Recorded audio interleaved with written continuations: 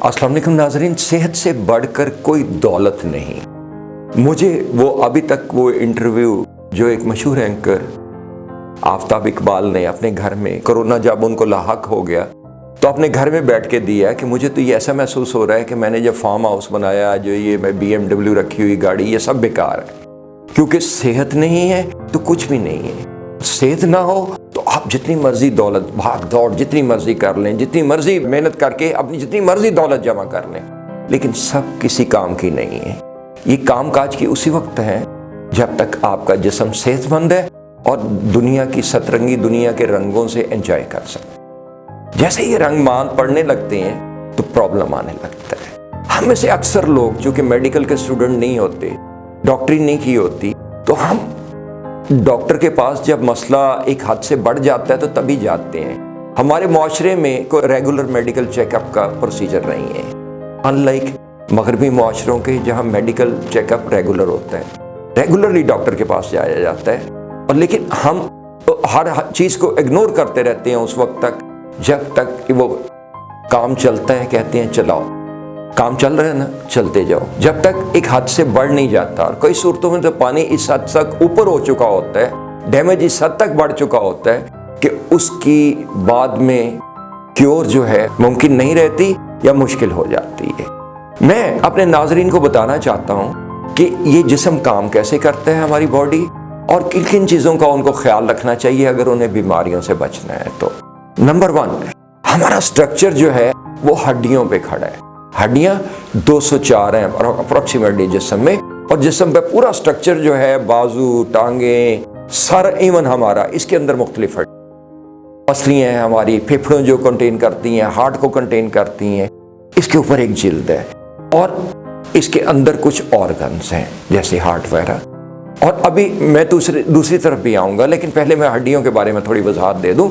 ये जो 204 हड्डियां हैं, ये जैसे ही आप एजिंग में आते हैं ये कमज़ोर होने लगती हैं, आपकी हाइट कम होने लगती है। ये कहते हैं बुढ़ापे में गिरे और हड्डी टूट गई। क्यों? ये हड्डियां हमारी 7 चीज़ों से बनी, जैसा कि आप चार्ट पे देख रहे हैं, calcium, vitamin D, magnesium, phosphorus, silicon, copper and fluoride. इसी तरह हमारी रगों में क्या दौड़ रहा है, हार्ट क्या पंप कर रहा है, फ्रेश ब्लडेड ऑक्सीजन। एक खून, जब किसी की डेथ भी हो जाती है तो खून तो वही जिस्म में होता है ना, खून तो वही होता है, लेकिन उसके साथ ऑक्सीजन आ जा रही होती है। ऑक्सीजन आपके लंग्स लेते हैं, ऑक्सीजन उसको मिक्स करता है हार्ट और पूरी बॉडी में पंप करता है। जब ये ऑक्सीजन आना, सांस आना बंद हो जाता है, क्योंकि सांसों के आने जाने से ही ये जिंदगी का सिलसिला चलता रहे, तो ये जहाँ और रुक गया तो वो जहाँ, तो ये सांस हमारे लंग्स में आते जाते हैं और इसमें तकरीबन 73% पानी है। ओवरऑल बॉडी में हमारी 60% पानी है, जिसमें ब्रेन भी हमारा शामिल है, पूरी बॉडी भी शामिल है। जिल्द में 64% पानी है। जिल्द उसी वक्त ड्राई होने लगती है जैसे ये कम होती है। तो मैं बात कर रहा था कि हड्डियों में ये चीज़ें, जिनकी मैंने 7 चीज़ों की वजाहत की, ये आप खुराक से लेते हैं, लेकिन जब इनमें कमी आने लगती है तो उस सूरत में फिर आपकी हड्डियाँ कमज़ोर हो जाती हैं और एक हद से ज़्यादा वीक होने के बाद ये बहुत कम काम करती हैं या टूटने के नज़दीक पहुँच जाती हैं या दर्दें आ जाती हैं। उठते बैठते वक्त तकलीफ का सामना करना पड़ता है। हड्डी पीड़न, लकी पीड़न, लोकी कहन चुक चुक, असली गल मियाँ ममदा विचों गई मुक। तो वो हालत में ना पहुँचे, कैसे बेहतर करना है, मैं अभी इस पे आऊँगा कि आपको कैसे, आप अपनी न्यूट्रिशन को कैसे बेहतर रखना है। लेकिन उससे पहले मैं वजाहत मुख्तलिफ और चीज़ों की कर लूँ। मैं ये कह रहा था कि जो हमारे खून जा रहा है ये ऑक्सीजनेटेड ब्लड है। जो लंग्स ऑक्सीजन इनहेल करते हैं, उनकी मदद से 36,000 एयर सैक्स जब आदमी यंग होता है तो उसमें लंग्स में होते हैं, जो आहिस्ता आहिस्ता क्लॉग होने लगते हैं, बंद होने लगते हैं, पोल्यूशन से, बलगम से, दूसरी चीज़ों से। तो उन सब को भी हमने हेल्दी रखना है। फिर उसके बाद जो रगों में खून दौड़ रहा है, किसी में खून की कमी हो जाए तो क्या कहते हैं, इसमें आयरन की कमी हो गई है, इसको आयरन दो, ऐसी चीज़ें दो, ऐसी चीज़ें खिलाओ जिससे आयरन हो, जिसमें लेट्स से कि कमी हो गई है तो आपकी जिल्द भी पीली होने लगेगी ना, तो ये खून कम होने लगेगा, तो उससे जब अनीमिया होगा तो उसको कहते हैं कि आयरन दे। तो ये खून, ये सारी चीज़ें जो है एक हद तक उसका एक यार्ड स्टिक है कि इससे इतनी होनी चाहिए। जब उससे नीचे होती हैं तो फिर भी नुकसानदेह है, जब बहुत ज़्यादा बढ़ जाती हैं तो फिर भी नुकसानदेह हो जाती हैं। मैं अगली चीज़ जो उसमें कहना चाहता हूँ कि हमारी बॉडी जो हम जैसे हैं 5 सेंसेस की मदद से काम करती है ना। 5 सेंसेस, देखना, सुनना, टच करना, टेस्ट एंड स्मेल। और जब आप इनमें भी कमी आने लगती है, ये सेंसेस कैसे काम करती हैं, मैं इसकी भी थोड़ी सी वजाहत करना चाहता हूँ। ये सेंसेस ऐसे काम करती हैं कि हमारी बॉडी में इसको 1 बिलियन के करीब न्यूरॉन्स हैं, जिसमें नर्वस सिस्टम का मेन हिस्सा स्पाइनल कॉर्ड भी शामिल है। जैसा कि आप चार्ट पे देख रहे हैं, हमारा नर्वस सिस्टम मुश्तमिल है दिमाग पे, स्पाइनल कॉर्ड पे और नर्व्स पे, जिनके थ्रू ब्लड सर्कुलेट करता है। जब आपकी हड्डियां कमजोर होने लगती हैं तो इनमें नर्व्स के खिंचाव, जहां से नर्व्स निकल रही हैं, जैसे वर्टिब्रास के दरमियान में एडजॉइनिंग ब्लड वेसल्स जा रहे हैं, उनमें कंप्रेशन आने लगती है, दबाव आने लगता है, हड्डियां नीचे बैठने लगती हैं। और जब कंप्रेशन आ जाती है तो उस हिस्से में दबाव आने से जो उसका मुतल्लिका हिस्सा है, जहां पे आप चार्ट पे देख रहे हैं पूरी बॉडी में डिस्ट्रीब्यूशन हो रही है रिफ्लेक्सेस की, और ये 5-6 हिस्से काम इन्हीं की मदद से कर रही हैं। यानी मैं अगर देखता हूं तो पहले इसने स्पाइनल कॉर्ड के C1 C2 में शिफ्ट होना है, इस अक्स ने। इसी तरह अगर मेरे बाजू ने काम करना है तो ऑर्डर रिफ्लेक्सेस ने किस चीज का देना है, दिमाग से मुंतकिल करना है C6 के जरिए। और अगर मेरा बाजू को टच महसूस करता है, किसी चीज का झटका महसूस करता है, तो ये भी रिफ्लेक्सेस C6 से हमारे पहले स्पाइनल कॉर्ड में C6 में और फिर उधर से हमारे दिमाग में शिफ्ट होनी है, जिसने दिमाग ने मोमेंटरी रिएक्शन देती है। इसी तरह अगर लेग्स का एरिया, लेट्स से कि लंबर का एरिया, नीचे वाली डिस्कें, 24 वर्टेब्रास है ना, हर 2 के दरमियान में डिस्कें हैं। डिस्कें हमारे शॉक अब्जॉर्बर्स हैं, वो हमारा शॉक लेती हैं, हमारी लचक देती हैं, इलास्टिसिटी देती हैं, झुकने उठने बैठने का सब वो हमें कुशन देते हैं। और जब इन चीज़ों में फ़र्क आने लगता है तो फिर प्रॉब्लम आने लगता है, कंप्रेशन आने लगती है एडजॉइनिंग ब्लड वेसल्स में। और जब वो दब जाती हैं, let's say L3, L4, L5 अगर अफेक्ट हुए, तो ना आपके घुटने काम करेंगे, ना सेक्सुअल ऑर्गन काम करेंगे, लंगड़ा के भी चलेंगे, दर्द भी सहेंगे, और ये सारी चीज़ें प्रॉब्लम में हो जाएगी। और अगर C1 C2 से आता है तो आपकी नज़र भी मुतासर होने लगेगी, कान भी मुतासर होने लगेंगे, जबड़ा भी मुतासर होने लगेगा, चेहरा भी मुतासर होने लगेगा, और सर भी, इवन लेट्स से मिग्रेन वगैरह के जो पेशेंट होते हैं उनमें क्या होता है, तो ये सेंसेस जो हमारी है ये वीक होने लगती है। लेट्स से मेरे पास एक पेशेंट आई जो बोल भी नहीं सकती थी, कह रही थी कि मेरी आवाज़ बैठ गई है बिल्कुल, जैसे ही, और ये जो गले के ग्लैंड्स हैं ये C5 में होते हैं, जैसा कि आप चार्ट पे देख रहे हैं। जैसे मैंने उसकी गर्दन एडजस्ट की तो वो बोलने लग गई। तो मैं ये कहना चाहता हूं कि ये 5 सेंसेस जो हैं ये भी मुतासर होती हैं। जब आपका नर्वस सिस्टम मुतासर होता है तो उस सूरत में ये पूरी तरह काम नहीं कर सकती। जब ये काम नहीं कर सकती तो फिर वीक होने लगती है, आपके टेस्ट, आपकी स्मेल सब डैमेज होने लगती हैं, आपके रिफ्लेक्शन जो है, रिफ्लेक्सेस जो हैं वो पूरी तरह काम नहीं कर पाती। और इस वजह से कि इनमें प्रॉपर इनकी कोऑर्डिनेशन जो है, न्यूरॉन्स में सिग्नल जो आपकी 5 सेंसेस के हैं वो स्पाइनल कॉर्ड के जरिए, न्यूरॉन्स के जरिए दिमाग तक प्रॉपर नहीं पहुंच रहे, या दिमाग उनको वापस ऑर्डर्स नहीं पहुंचा पा रहा। कुछ लोगों के हाथ कांपने लगते हैं, वैसे ही कुछ लोगों की टांगें कांपने लगती हैं, उठाएंगे, भागेंगे, दौड़ेंगे, थकावट हो गई, उठना बैठना मुश्किल हो गया, ना चल सकते हैं ना भाग सकते हैं, और दर्द होने लगती है। क्यों? उनके एडजॉइनिंग ब्लड वेसल्स में इनफ ब्लड ही नहीं आ रहा, ऑक्सीजनेटेड ब्लड नहीं आ रहा। और जब आप उससे वो काम लेना चाहते हैं बॉडी के उज़ू से जिसमें उसकी ताकत नहीं है, तो आपका फ्यूल तो उसमें जा नहीं रहा। फ्यूल हमारा क्या है? अगर गाड़ी में फ्यूल ना हो तो क्या होता है? झटके मारने लगती है, रुक जाती है, रुक रुक के चलती है, यही प्रॉब्लम होता है ना। और अगर आपका फ्यूल क्या है? आपका ऑक्सीजनेटेड ब्लड। अगर ये पूरा किसी जगह नहीं जाएगा तो उस जगह फिर प्रॉब्लम तो आएगा ना, उस जगह प्रॉब्लम सही तो नहीं रहेगा। आप उससे वो जो काम लेना चाहते हैं उसके इनफ, आपको उसके लिए इनफ ऑक्सीजनेटेड ब्लड उस ऑर्गन तक पहुंचना चाहिए, और दिमाग के रिफ्लेक्सेस पूरी तरह काम करने चाहिए। कहीं पे स्पाइनल कॉर्ड में आपके कंप्रेशन नहीं होनी चाहिए। अब मैं थोड़ा सा चंद और चीज़ों की वजह से आता हूं कि ये वर्टेब्रास तो वीक हो जाते हैं, मैंने जैसे कहा कि इन 7 चीज़ों में कमी से। इसी तरह आपकी आयरन की कमी, और आपके अगर सांस लेने की मिकदार कम होती है, ज़ोर से आप डीप ब्रीदिंग नहीं करते। अक्सर औकात हमारी आदत होती है कि हम डीप ब्रीदिंग करने, बड़ी शैलो ब्रीदिंग करते हैं, हल्का हल्का सांस लेते हैं।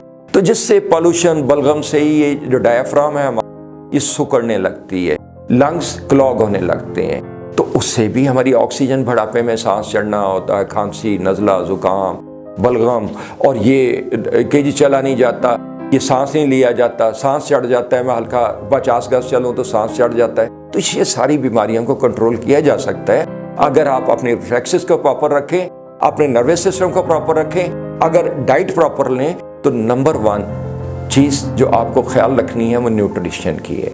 न्यूट्रिशन, क्योंकि ये सारी जो ब्लड बनता है इसमें पूरी बॉडी में, मैं एक और बात बताता चलूँ कि ग्लैंड्स हैं, हमारे मुख्तलिफ ग्लैंड्स हैं। लेट्स से चार्ट पे जैसा कि आप देख रहे हैं, पाइनियल ग्लैंड्स है, थैलमस है, थायराइड ग्लैंड्स का सुना होगा कि किसी को थायराइड का प्रॉब्लम हो गया, थायरॉक्सिन नहीं बन रही, आपके पेंक्रियाज हैं। इसी तरह जैसे आप चार्ट पे देख, बहुत से ग्लैंड्स हैं जिनकी मदद से बॉडी फंक्शन करती है। जब ये बॉडी वीक होने लगती है, क्यों वीक होने लगती है कि आप उनको या तो इनफ न्यूट्रिशन नहीं दे रहे या ये ग्लैंड्स प्रॉपर नहीं काम कर रहे। ये ग्लैंड्स अगर प्रॉपर काम नहीं करेंगे तो इनका बहुत अहम काम, लेट्स से थायराइड अगर ग्लैंड्स खराब हो गए तो उससे क्या प्रॉब्लम आएगा, थायरॉक्सिन नहीं बनेगी और आपके हार्मोन्स कंट्रोल नहीं हो पाएंगे, अनकंट्रोल्ड हो जाएंगे, आप मोटे हो जाएंगे। आपको थायरॉक्सिन बाहर से डॉक्टर देगा लेकिन आपका जिस्म कंट्रोल में, हार्मोन्स नहीं रहेंगे। और अगर आपका ये पेंक्रियाज इंसुलिन बनाना कम कर दें तो क्या होगा, डायबिटिक हो जाएंगे ना, शुगर के पेशेंट हो जाएंगे ना। लेकिन मैं ये एक बात फिर दोबारा दोहराना चाहता हूँ, मजीद कहना चाहता हूँ कि इन सब की पूरी बॉडी अज़ा की, शामिल हमारी जिल्द की, शामिल हमारे ग्लैंड्स की, शामिल हमारे हड्डियों की, इन सब की खुराक इनपुट जो है वो हमारा ऑक्सीजनेटेड ब्लड है। काम इन सब के अलग अलग है। लेट्स से थायराइड ग्लैंड ने थायरॉक्सिन पैदा करनी है, पेंक्रियाज ने आपको क्या पैदा करनी है, इंसुलिन देनी है, और आपकी जो खाते हैं खुराक वो उस वक्त तक जज़ब नहीं हो सकती जब तक इंसुलिन की पख नहीं लगेगी। तो इन सब के काम अलग अलग है लेकिन इनपुट एक ही है। तो आपको खाना उतनी इनफ कैलोरीज लेनी चाहिए। लेट्स से एक नॉर्मल काम काज करने वाले आदमी को 1200 से 15 कैलोरीज की ज़रूरत होती है, और एक बहुत भाग दौड़ करने वाले लेट्स से मजदूर किसी को 3000 कैलोरीज की मैक्सिमम। आप इससे कम लेंगे तो वीक होना शुरू हो जाएंगे, ज़्यादा लेंगे तो बढ़ना शुरू हो जाएंगे। फिर हमारी बॉडी के ये ग्लैंड्स जो हैं ये कुछ तरह के आपके मूड पे भी डिपेंड करता है, लाइफस्टाइल पे भी डिपेंड करता है कि लाइफस्टाइल कैसा बसर करते हैं। अगर आप अच्छा लाइफस्टाइल, अच्छे मूड में रहेंगे, डिप्रेशन में नहीं जाएंगे, गलत सोचों में नहीं जाएंगे, गलत अपनी सोचें नहीं रखेंगे, ऐसी जैसे डिप्रेशन के मरीज होते हैं, सेंसिटिव लोग होते हैं, अपने सबकॉन्शियस को, अपने दिमाग को हर वक्त उलझी हुई चीज़ों में उलझाए रखते हैं। लेट्स से कि मुझे नाकामी क्यों हुई, मुझे किसी ने रवैये, किसी ने ऐसे क्यों किए। अपना सोचों का अंदाज अगर नहीं बदलेंगे तो ये bad hormones like cortisol release होंगे, और अगर अच्छा मूड रखेंगे तो अच्छे हार्मोन्स लाइक डोपामिन, एंडोर्फिन्स, ऑक्सीटाइसिन और सेरोटोनिन वगैरह रिलीज होंगे, जिससे आपका जिस्म नशोनुमा पाएगा, बेहतर जाएगा। तो इन सब चीज़ों की पहली बात मैं कह रहा था कि न्यूट्रिशन आपने हल करनी है। दूसरा, आपने you have to take 7 to 8 hours of sleep daily. You have to sleep. हमारी बॉडी रिपेयर सेल्स की तब होती है जब हम नींद में जाते हैं, क्योंकि हमारा असल जो हमारा सबकॉन्शियस के रास्ते हमारी रूह है कनेक्ट हो जाती है मालिक कुल, और हमारी बॉडी सेल्स जो है वो रेस्ट में जाने की वजह से हमें नई जिंदगी अता होती है। कुरान मजीद में इरशाद है कि हम हर रोज नई जिंदगी अता करते हैं। तो sleep you must take 7 to 8 hours minimum. Then you must exercise your body. अगर एक्सरसाइज नहीं करेंगे, वो कहते हैं हरकत में बरकत है, अगर हरकत रहे तो हमारे ये ऑर्गन्स काम करते रहते हैं, ये जो हमारे गैप्स हैं ये पूरे रहेंगे। घुटनों की हड्डियां भी उस वक्त तक क्लोज नहीं होंगी जब तक आप या तो इनको एक्सरसाइज नहीं देते या आपके L3 से फर्क नहीं पड़ता, यानी लंबर के तीसरे मोहरे से फर्क नहीं पड़ता, तो आपकी हड्डियां क्लोज नहीं होगी, आप आर्थराइटिस की तरफ नहीं जाएंगे। तो ये सब ऑर्गन को एक्सरसाइज की जरूरत है। फिर अपनी सांस लेने की आदत, एनवायरनमेंट्स की आदत जिसमें आप रहते हैं, पोल्यूशन ज़्यादा नहीं होनी चाहिए, इन सब चीज़ों का आपको ख्याल रखना पड़ेगा। नाज़रीन, ये मैं आपको एहतियाती तदाबीर बता रहा था कि आपने अपनी सेहत कैसे बेहतर रखनी है और इन सब चीज़ों का ख्याल कैसे रखना है। लेकिन अगर कभी प्रॉब्लम हो जाए, कभी आपको दर्द तकलीफ आ जाए, कभी इनमें रिफ्लेक्सेस में कंप्रेशन आ जाए, कभी आपके नर्वस सिस्टम प्रॉपर काम ना करे, कभी आपको दर्द तकलीफ या आपको ऐसे महसूस हो, लेट से मिग्रेन हो रही है, आपकी ज़ुबान काम नहीं कर रही, आपको थायराइड काम नहीं कर रही, आपके बाजू काम नहीं कर रहे, आपकी टांगें काम नहीं कर रही, उठते बैठते कमर में तकलीफ हो रही है, तो हम कायरोप्रैक्टर के पास तशरीफ़ लाइएगा। हम बगैर दवाइयों के और बगैर सर्जरी के, I am sure you must be knowing it, कि हर दवाई के साइड इफ़ेक्ट्स होते हैं और सर्जरी का तो आप जानते हैं। तो हम कायरोप्रैक्टर इन सब चीज़ों का इलाज बगैर दवाइयों और बगैर सर्जरी के करते हैं। Now stay with me, I will just show you how we treat different parts of the body. Okay, stay with me please.